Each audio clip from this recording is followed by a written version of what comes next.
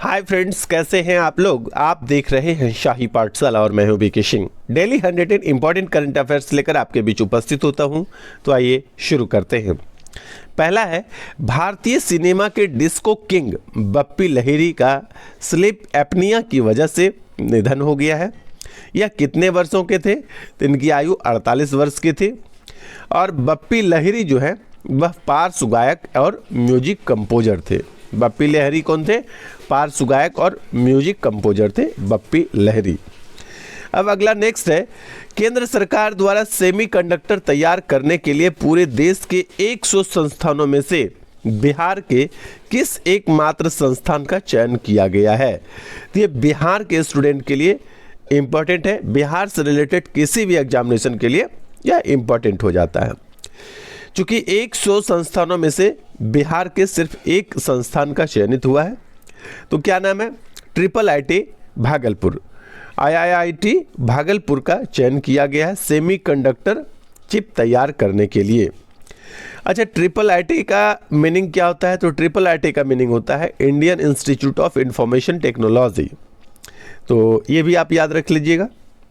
उसके बाद नेक्स्ट है, बिहार के मुख्यमंत्री नीतीश कुमार ने 15 फरवरी 1932 में हुए नरसंहार के अमर शहीदों की मूर्ति का अनावरण किस जिला में किया है? यहाँ पर 9 छूट गया है, इसे लिखेंगे अनावरण। ठीक है, अनावरण किस जिला में किया है? शहीद की जो है मूर्ति का अनावरण किया गया है और यह मुंगेर जिला में किया गया है। और मुंगेर जिला में कहाँ पर किया गया? तो मुंगेर जिला के तारापुर में किया गया है। तो ये बिहार के स्टूडेंट के लिए ये प्रश्न भी इंपॉर्टेंट हो जाता है। अब नेक्स्ट है, भारतीय रेल यांत्रिक एवं विद्युत अभियंत्रण संस्थान IRIMEE बिहार के किस जिला में स्थित है? तो ये भी बिहार के मुंगेर जिला में ही स्थित है। और ये कहाँ पर है? मुंगेर जिला के जमालपुर में स्थित है।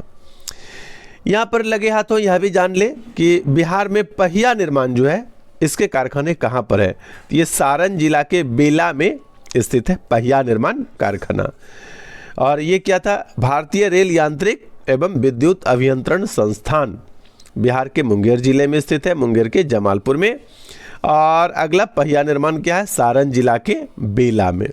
ठीक है, अब आइए नेक्स्ट है, भारत सरकार ने भारतीय जीवन बीमा निगम यानी LIC लाइफ इंश्योरेंस कॉरपोरेशन में कितने प्रतिशत प्रत्यक्ष विदेशी निवेश यानी FDI की अनुमति दी है? तो भारत सरकार ने 20% FDI की अनुमति LIC में दे दी है। मैं यहाँ पर आपको बता दूं कि शाही पाठशाला आपके लिए बहुत इंपॉर्टेंट करंट अफेयर्स लेकर के आता है। आप नियमित रूप से शाही पाठशाला के साथ बने रहिए। सभी को है कि अपना चैनल चलाना है, वो चैनल पर ज़्यादा ध्यान देते हैं, जबकि मैं प्रीवियस ईयर क्वेश्चन जितने भी बिहार भर में या बिहार के बाहर पूरे देश भर में जितने भी एग्जाम होते हैं उस पर मैं गहरी मंथन करता हूं, उस पर पैनी नज़र बनाकर रखता हूं और किस प्रकार से प्रश्न पूछे जा रहे हैं इसकी संभावनाओं को तलाशते रहता हूं। तब आपको ये मैं करंट अफेयर्स देता हूं। यानी अधिकांश संभावना है कि ये जो मैं प्रश्न आपको देता हूं यह एग्जाम ओरिएंटेड है, एग्जाम में पूछा जाने वाला है। नेक्स्ट है, भारत की सबसे लंबी रेल सुरंग को हाल ही में कटरा बनिहार के संवर और अरपिंचला स्टेशन के बीच T49 की मुख्य सुरंग को सफलतापूर्वक जोड़ा गया है। यह सुरंग उधमपुर श्रीनगर बारामूला रेल लिंक परियोजना के अंतर्गत बनाई गई है। इसकी लंबाई यानी T49 की लंबाई जो है 12,758, ये किलोमीटर नहीं होगा, मीटर में होगा, 12,758 मीटर है।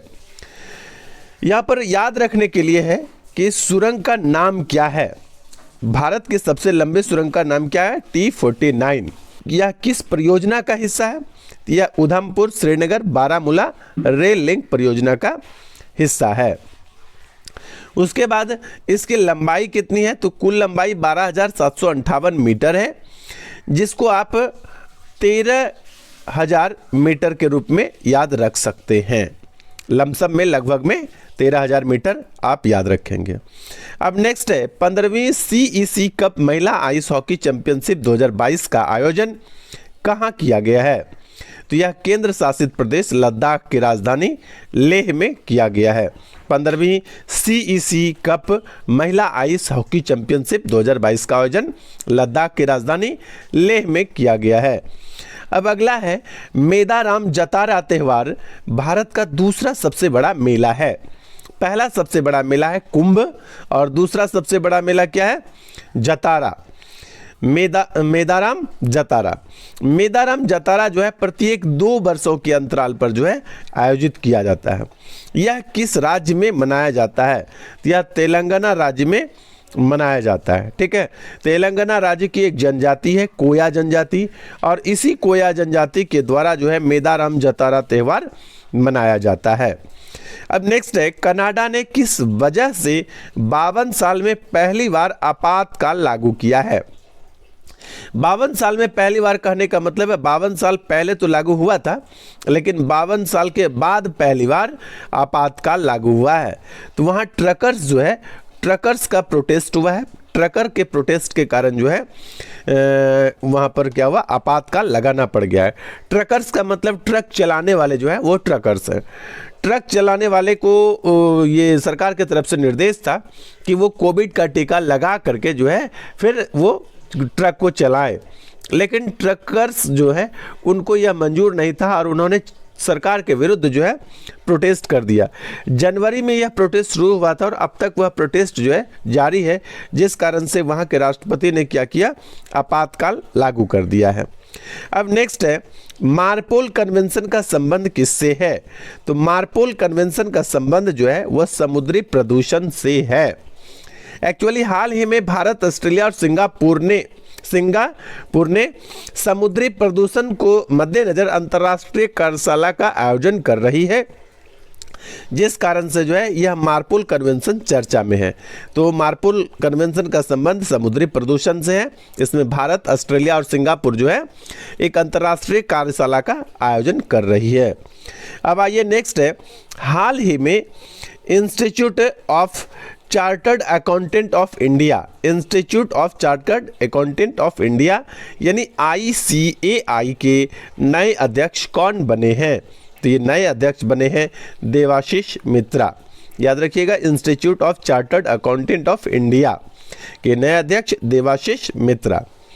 उसके बाद नेक्स्ट है भारत साल 2023 में G20 शिखर सम्मेलन की मेजबानी करने जा रहा है। अध्यक्षता नहीं कर सकते, ये मेजबानी ज़्यादा अच्छा वर्ड है। मेजबानी अध्यक्ष 1 साल तक बने रहते हैं, मेजबानी एक समय होगा। तो मेजबानी करने जा रहा है। केंद्रीय मंत्रिमंडल ने जो G20 शिखर सम्मेलन के लिए जो है सचिवालय की स्थापना को मंजूरी दे दिया है, हाल के दिनों में दिया है, इसलिए इस बात को मैंने यहाँ पर ले लिया है। वर्तमान में G20 ट्रैको देश कौन है? एक्चुअली ट्रैको देश होता क्या है? जैसे मान लिया जाए कि 2022 में G20 इंडोनेशिया में होने जा रहा है, इससे पिछले साल 21 में इटली में हुआ और अगले साल 23 में भारत में होगा। इसी 3 देश को मिलकर क्या बोला जाता है? ट्रैको देश बोला जाता है।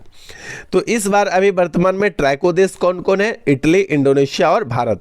2021 में इटली में हुआ था, वर्तमान 2022 में इंडोनेशिया में होगा, वर्ष 2023 में भारत में होगा और वर्ष 2024 में कहाँ पर होगा?